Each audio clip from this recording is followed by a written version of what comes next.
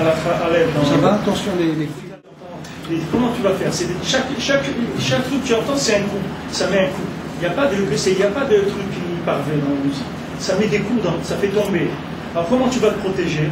Rabbi nous dit par le fait que tu étudies la Gemara ou le Mishnayot, le Shas, Shishim, Masertot, tu les étudies la nuit. Quand tu étudies la Gemara ou le Mishnayot la nuit, ça répare cette chose-là.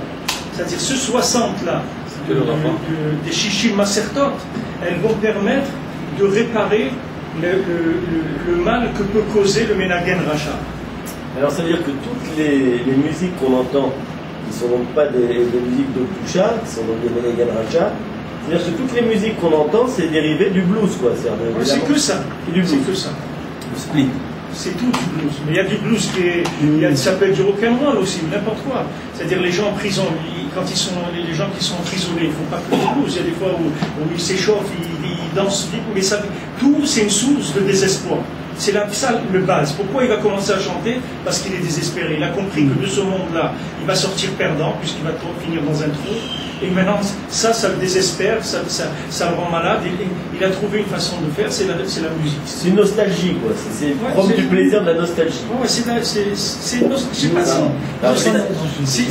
pas de la nostalgie, parce que la nostalgie, c'est la mémoire de quelque chose qui est bien. La nostalgie, oui, mais le ressenti n'est pas forcément perdu. Le ressenti n'est pas forcément négatif. Mais la nostalgie, elle peut se baser sur quelque chose de positif. Non, mais il aurait pu être. Non. Le ressenti, il n'est pas forcément négatif. Tu peux écouter. Le ressenti de qui? Celui qui écoute. Il peut éprouver de la joie. Si la musique, elle n'est pas cachère, ça ne donne pas de joie. Mais il peut éprouver de la joie. Il y en a qui. Quelqu'un peut écouter de la musique pas cachère, il va avoir de la joie. Ouais, il est content d'écouter cette musique. Non, il est content de quoi? Surface, oui. Il est content que l'autre, il est d'accord avec lui, qu'on s'est fait avoir que dans ce monde, qu'on est bloqué et qu'il va nous amener dans une tombe.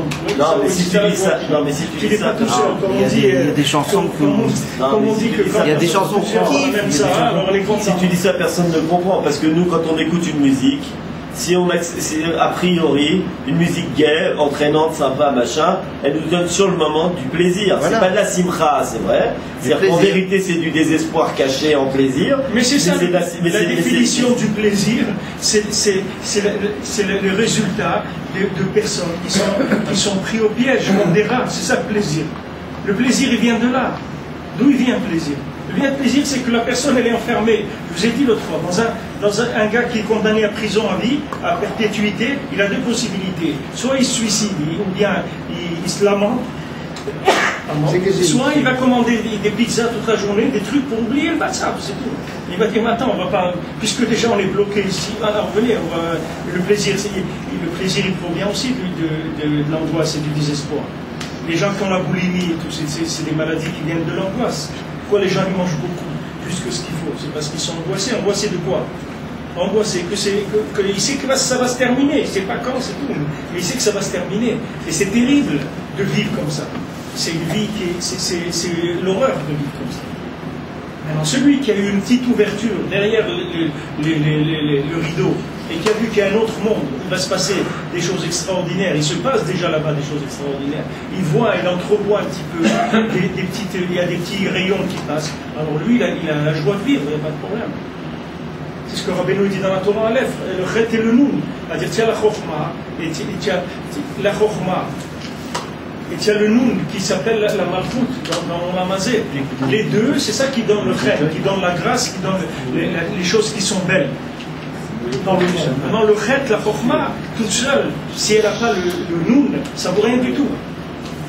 Parce que si la chokhma n'est que intellectuelle, elle n'a pas trouvé dans le monde une assise véritable, si tu veux, de la Torah, un vécu, mamash de la Torah, une assise dans le vécu de la Torah, ça vaut rien du tout. Si tu veux, l'intellect, il est capable de lire dans des livres, tu es capable de voir des idées extraordinaires. Maintenant, tu ne peux pas les appliquer. Ou si tu vas les appliquer, tu vas les appliquer avec tes nerfs. Tu ne vas pas les appliquer avec la lumière de ta neshama. Tu vas donner un ordre à ton cerveau d'obliger ton corps à faire ça. D'accord? Et un jour ou l'autre, ton corps il va se fatiguer. Ton système nerveux va se fatiguer, il ne reste plus rien après du bonheur. Le système nerveux se fatigue après. Tous les systèmes qui ne sont pas basés sur la recherche de l'infini, par la tfila, par l'étude des Sodot Torah, par tout ce qui est une prina d'ouverture du Olam Haba, tous les systèmes dans le judaïsme, je ne parle pas dans le monde, mais tout le système dans le judaïsme qui n'est pas basé sur une ouverture de l'infini, c'est quelque chose qui est voué à sa perte dès le départ, à la perte de l'individu, c'est-à-dire que le bonhomme va s'écrouler. Parce que maintenant, au début, il voit des gens qui font des mitzvot, qui font tout, etc. Alors lui, il va faire comme eux. Alors il va étudier des livres, on dit voilà, il faut faire ça, il faut faire ça. Alors il dit bon, puisqu'il faut faire ça, il faut faire ça, il faut faire ça, alors je vais le faire. Je vais faire ça, je vais faire ça, je vais faire ça. Ok. Mais maintenant, ce qu'il ne sait pas, c'est que quand il dit je vais faire ça, il ne le fait pas d'après des rayons d'infini qu'il a vus. Il le fait d'après un sens de l'obligation qu'il a eu par rapport à une vérité théorique qu'il a compris. Mais de passer de la vérité théorique à l'application qui est vraie, c'est un monde. C'est ce que Rabbeinu l'appelle le Chet et le Noun. Entre le Chet et le Noun, il y a un monde. Il y a un monde, c'est Shalem. Pour faire descendre le Chet dans le Noun, connecter le Chet avec le Noun, qui est la Malchut, qui est le vécu dans ce monde, il y a un travail énorme qui est fait. La plupart des gens, ils ne veulent pas. Même les gens qui ont conscience du Chet et de la Chokma, qui est la vérité, même ces gens... Débrancher. Moi, c'est Bina, mais c'est dans cette Torah, on appelle Malchut. Débrancher. C'est Bina aussi. C'est-à-dire le but de Bina, c'est d'arriver non, le but de la Bina, c'est d'arriver à Tikkun de la Malchut. Ça dépend de quel côté vous prenez. La transformation de la Bina qu'elle fait de la Chokhma, c'est-à-dire quand la Chokhma fait une application véritable, le but c'est de sortir la Shrina de la Galout, c'est-à-dire de faire monter Malchut. Malchut, pour l'instant, elle est dans le principe de Malchut, il est chez Esav, il est chez les consommateurs. Maintenant, on veut le sortir de là. Comment on va le faire sortir de là? On va l'utiliser en connexion avec Chokhma. Quand la Bina, vous l'utilisez en connexion avec Chokhma, pour faire sortir la Shrina de la Galout, le but c'est que la Shrina sorte de la Galout. Donc ça va élever la main. Le but, c'est toutes les sphirotes. C'est quoi? Oui, vers, c'est de tirer la Malchut vers le haut.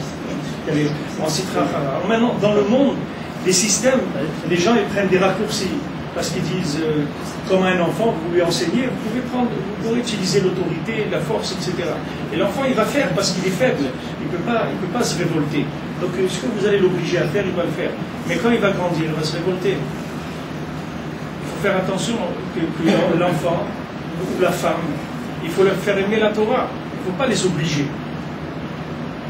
Dans les Batédinim, je vous ai dit déjà, c'est connu, que quand un homme il veut divorcer, 89 fois sur 10, on le fait changer d'avis. Quand une femme elle veut divorcer, on ne peut pas la faire changer d'avis, c'est terminé. 9 fois sur 10, on ne peut pas. Parce qu'une femme, quand elle a terminé, c'est qu'elle a vraiment terminé. C'est pas comme un homme. Un homme, quand il a terminé, ça veut dire qu'il a terminé ce match-là, il va en faire un autre. C'est pas un problème. Un homme, on lui tourne la tête, on lui dit ouais, c'est pas grave, les trucs, etc. Attends, on lui dit ok, allez, repart. Il n'y a pas de problème. Parce que l'homme, c'est Chokhma. La Chokhma, elle est toujours en mouvement, elle est toujours enrichie par le haut, etc. Mais la femme qui est Bina, qui est Malchut, elle n'y a pas. Quand on a épuisé la Malchut, on a épuisé, c'est fini. C'est-à-dire quand on a détruit les Kélim qui servent à faire résider la Chokhma dans le monde, on les a détruits, les Kélim. On ne peut pas jouer avec ça. Donc les enfants, tout ce qui s'appelle dans le monde, entre guillemets, les faibles, il faut faire très attention à eux parce que c'est eux qui détiennent le pouvoir des applications. C'est-à-dire que les maîtres, c'est le vrai pouvoir. Et si eux, on ne s'occupe pas d'eux comme il faut, c'est-à-dire qu'on ne leur transmet pas la Chokhma comme il faut, qu'on ne leur fait pas aimer la Torah, et qu'ils n'adhèrent pas à la Torah avec leur cœur, avec leur ratzon, qu'ils adhèrent à la Torah par une obligation, cette obligation, elle va se fatiguer parce que l'individu s'épuise à faire des efforts pour rien. C'est-à-dire sans lumière, sans goût, etc. Quand quelqu'un il fait que de l'effort, à un moment ça écrate. Il ne peut plus. Demandez à notre ami Eouda et il vous dira combien de gens qui sont malades des efforts qu'ils ont fait, que de l'effort, dans des systèmes. Un bachour, on me dit tu dois réussir à la yeshiva, tu dois réussir, alors il étudie pour réussir. Et il n'arrive pas. Après qu'est-ce qu'il fait? Alors que si on lui dit un petit peu, attends, tu vas goûter ça, on le fait aimer, alors là, il va progresser.